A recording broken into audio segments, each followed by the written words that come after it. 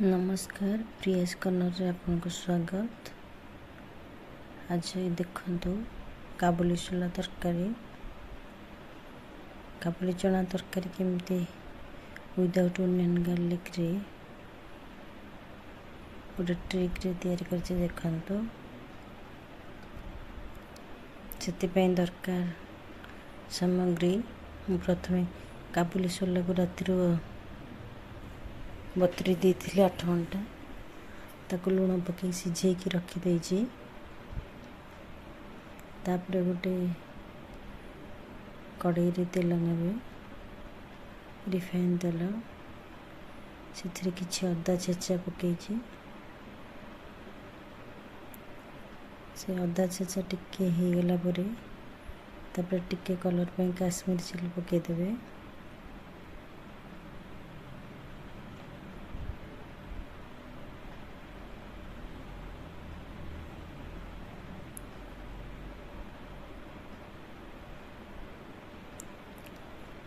Kashmir chilli से curry powder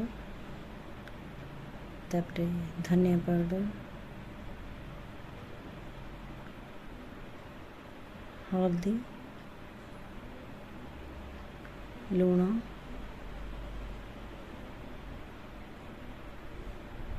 पकई टिके घांटी जे पर्यंत तेल ऊपर को न उठी आसी टिके जो तेलटा ऊपर को उठी उठी आसिले तापरे गोटे काजू अल्प किछि काजू गोटे टमाटर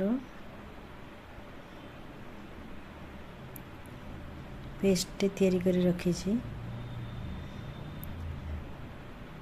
पेस्ट को दे देबे। तापर किछि समय घांटी देबे ता ऊपर को तेल उठी उठी आसिले देखा जो ऊपर टिके ऑयल उठी आसला बेले हेले से काबुली चना आपण सेतरे पक्के देबे।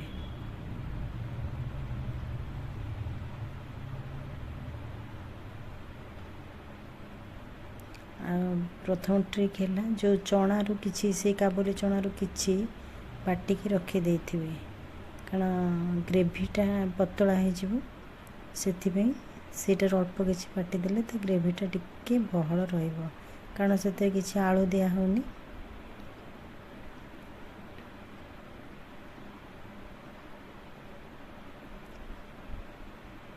तापर अल्प पानी दे देबे फुटी आसला परे टिके धनिया पत्र अल्प किछि धनिया पत्र पके देबे।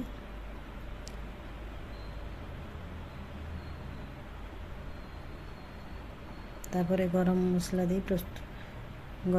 दे देबे प्रस्तुत हो गला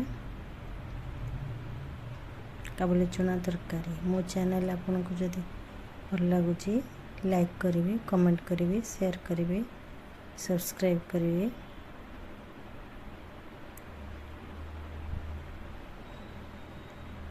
एटा विदाउट ओनियन गार्लिक रे तैयारी होईची आपन चाहिले एथरे प्याज रसुन ऐड करि परिवे। एमती प्रस्तुत करी पूरी परोटा रोटी सहित आपन खाई परिवे। प्रस्तुत हो गला काबुली चना तरकारी। Thank you very much. जय जगन्नाथ।